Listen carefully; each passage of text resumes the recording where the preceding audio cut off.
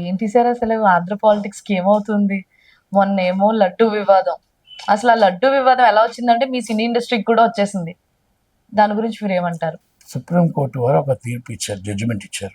ఒక కమిటీ వేశారు. ఆ కమిటీ డిసైడ్ చేస్తుంది. ఆ కమిటీ వాళ్ళు AP police and CBI and FSCI అత్యున్నత న్యాయస్థానం ఇచ్చిన తీర్పును మనం గౌరవించాలి. మొత్తం ఆ భక్తుల మనోభావాలు దెబ్బతినే విధంగా లడ్డు కల్తీ జరిగింది అనేది మొత్తం ప్రపంచంలో చెప్తున్నారు. ప్రపంచమే ఆ కలియుగ దేవుని నమ్ముతారు. ప్రపంచానికి ఆరాధ్య దైవం ఆ వెంకటేశ్వర స్వామి. ఆ వెంకటేశ్వర స్వామి లడ్డు చాలా ప్రాముఖ్యం ఉంది.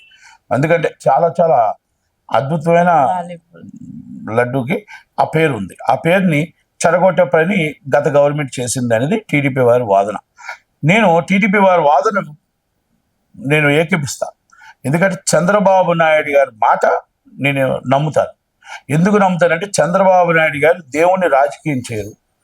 చంద్రబాబు నాయుడు గారు అన్న మాట 1-2 సార్లు ఆలోచించి అవన్నీ మొత్తం ఎంక్వైరీ చేసుకునే ప్రెస్ మీట్ పెట్టారు తప్ప ఆయన దేవుణ్ణి రాజకీయాలకు దిబ్బరు. ఆయన ఆరాధ్య దైవం, ఆయన కలియుగ దైవం, ఆయనకి ఇష్టమైన దేవుడు కాబట్టి ఆయన ఎట్టి పరిస్థితుల్లో ఇది రాజకీయం చేయరు. అంటే పవన్ కళ్యాణ్ దింపుతున్నారని అంటున్నారా? అలాగా ఆయన్ని ఎట్టి పరిస్థితుల్లో నిజ నిజాలని సిట్టు వారు తెలుస్తారు. అన్నింటికి సిట్టుకి వాళ్ళు మొత్తం టోటల్గా ఏదైతే ఉందో వాళ్ళంతా కూడా సాక్ష్యాధారాలు ఇస్తారు. ఇక్కడ ఇంకొకటి తిరుమల తిరుపతి దేవస్థానం మీద మొత్తం టోటల్ కొన్ని అభియోగాలు ఉన్నాయి. ఈ లడ్డు విషయంలో తిరుపతి మన చిట్టు తేల్చేదాకా మనం ఇప్పుడు ఏం మాట్లాడటానికి లేదు. రెండోది, అది నేను చంద్రబాబు నాయుడు గారి మాటతో ఏకీవిస్తున్నాను. సాక్ష్యాధారాలతోనే ఆయన నిరూపిస్తాడు. దేవుడు ఎవరు తప్పించుకున్నా పైనుంచి తప్పించుకున్నాడు, ఆయన దేవుడిదే తప్పించుకున్నాడు ఒకటి. రెండోది, ఇంకో మాట ఏమంటానంటే, ఇక్కడ వైసీపీ వాళ్ళు అప్పట్లో మామూలుగా ధర్మదర్శనం టికెట్ల నుంచి 300 రూపాయల టికెట్ల నుంచి 500 రూపాయల టికెట్ల నుంచి కళ్యాణ్ టికెట్ల నుంచి మొత్తం టోటల్గా అన్నదాన సత్రంలో కల్తీల నుంచి మొత్తం టోటల్గా అన్నీ కూడా తప్పులే జరిగాయి. అన్ని బ్లాక్ మార్కెట్లు అమ్ముకున్నారు. ఫేస్ చేశారా సార్ ఆ సిచ్యువేషన్? నేను ఫేస్ చేశాను కాబట్టి చెప్తున్నా. చాలా మంది నాకు మొత్తం టోటల్ మెసేజ్ చేశారు కాబట్టి నేను చెప్తున్నా. నేను కాదు, చాలా మంది చేసిన వాళ్ళు చెప్పినవే నేను మీకు చెప్తున్నా. ఇది నిజం ఒకటి. రెండోది, మంగ్లీ గారిని తీసుకొచ్చి ఆధ్యాత్మిక కేంద్రం ఉదయం అయితే గోవింద నామస్వరంతో మనం ఆధ్యాత్మిక కేంద్రంలో గోవిందా అనుకునే ఆ దేవుడి దగ్గరికి మనం వెళ్ళే దైట్లో ఆమె మంగ్లీ గారిని పెట్టడం అనేది కూడా కరెక్ట్ కాదు. మంగ్లీ గారిని ఎస్విసి ఛానల్లో చైర్మన్గా పెట్టడం కూడా కరెక్ట్ కాదు. ఎందుకంటే ఆమె భక్తురాలే అవ్వచ్చు, దేవుడి భక్తురాలు అవ్వచ్చు, ఇంకో సాంగ్స్ కూడా పాడారు. కనుక ఆమెని అక్కడ ఆ దేవుడు ఆధ్యాత్మిక కేంద్రంలో పెట్టడం అనేది నాట్ కరెక్ట్. అది నా వ్యక్తిగతం, అది కూడా తప్పే. రెండోది, శేషాచలం అడవుల్లో మొత్తం గంధపు చెక్కలు మొత్తం కొట్టి స్మగ్లింగ్ చేసి అడవిని నిర్వీర్యం చేసిన తర్వాత అడవిలో ఉన్న వన్యప్రాణాలు మొత్తం కాలినడకలో వచ్చినవి ప్రజలకు ఇబ్బంది పెడితే మళ్ళీ అక్కడ కుంభకోణం చేశారు. కర్ర తీసుకొని 300 రూపాయల కర్రకంట కర్రతో పుల్లు కొట్టాలంట. కర్రతో పుల్లు కొట్టు కర్రను మళ్ళీ కిందకి తెచ్చి 300 ఇస్తారు. ఎవరైనా కర్ర తెస్తారా? ఆ కర్ర అక్కడ పడేస్తారు. 300 కుంభకోణమే.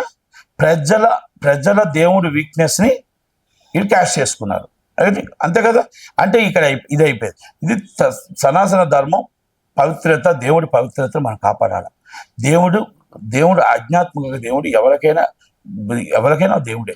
కనుక Hindu or Muslim or Christian ఎవరి పవిత్రత వాళ్ళకు ఉంటుంది, ఎవరి దేవుడు వాళ్ళకి ఇష్టం. నేనేమంటానంటే, పవన్ కళ్యాణ్ గారు ఆయన దేవుణ్ణి నమ్ముతున్నారు. నేను హిందూని. నేను దేవుణ్ణి నా పిల్లలతో వచ్చి దర్శనం చేసుకొని అక్కడ బాగుండాలా, ఇక్కడ ఇబ్బంది రాకూడదు అనుకునే తప్పులేదు.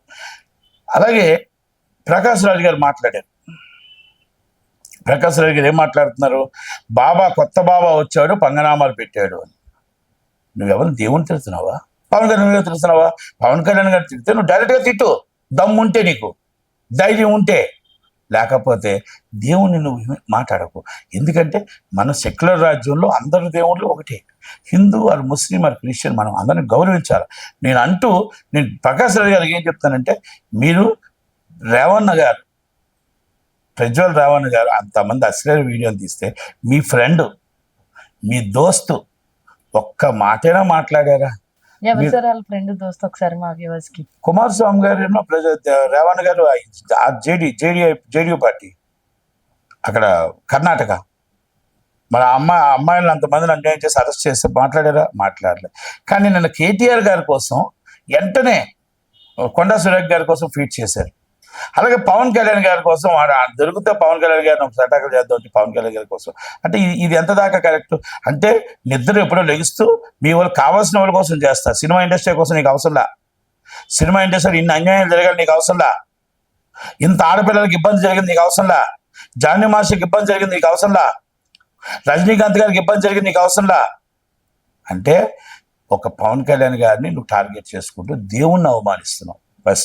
రెండోది నేను ఏమంటున్నానంటే, పవన్ కళ్యాణ్ గారిని కూడా నా రిక్వెస్ట్, చంద్రబాబు నాయుడు గారి నా రిక్వెస్ట్, లోకేష్ గారి నా రిక్వెస్ట్ ఏంటంటే, మీకు జగన్మోహన్ రెడ్డి క్రిస్టియన్, జగన్మోహన్ రెడ్డి తప్పు చేశాడు, జగన్మోహన్ రెడ్డిని తిట్టండి. కానీ మీ చాలా మంది కార్యకర్తలు యేసుప్రభుని ట్రోల్ చేస్తున్నారు. యేసుప్రభు తప్పు చేయలేదు. వాళ్ళ దేవుడు, వాళ్ళ పవిత్రత, ఇది ఎంటైర్ క్రిస్టియన్ మనోభావాలు దెబ్బతింటుంది. దయచేసి అది మీరు ఖండించండి అని అడుగుతున్నా. మీరు జగన్మోహన్ రెడ్డి క్రిస్టియన్, ఆయన తప్పు చేశారు, ఆయన మీరు తిట్టండి. దేవుని మీరు దేవుని ఎలా మీరు ట్రోల్ చేస్తున్నారు? కనుక దయచేసి మీరు ఇది ఆ మనోభావాలు దెబ్బతినకుండా వాళ్ళు ఇమీడియట్లీ ట్రోల్ చేసిన వాడిని కేసు పెట్టి వాళ్ళ మీద యాక్షన్ తీసుకొని ఇమీడియట్లీ ఎవరి పవిత్రత వాళ్ళకు ఉంటుంది. అల్లా, ముస్లిమ్స్ అంటే అల్లా పవిత్రత. అందుకని సరే హిందూ అది ముస్లిం అది క్రిస్టియన్, బాయ్. మనందరం మన దేవుడు మనకు చాలా గొప్పవాళ్ళు. మనకు మా వెంకటేశ్వర స్వామికి అన్యాయం జరిగింది. వెంకటేశ్వర స్వామి కోసం, మా సనాతన ధర్మం కోసం మనం పోరాడుదాం. కానీ ఎదుటి దేవుణ్ణి మనం అవమానించకూడదు అనేది నా బాధ. కనుక మనం 100% మనం ఖండించవలసిన బాధ్యత పవన్ కళ్యాణ్ గారికి, చంద్రబాబు నాయుడు గారికి, లోకేష్ గారికి ఉంది అనేది నేను చెప్తున్నాను.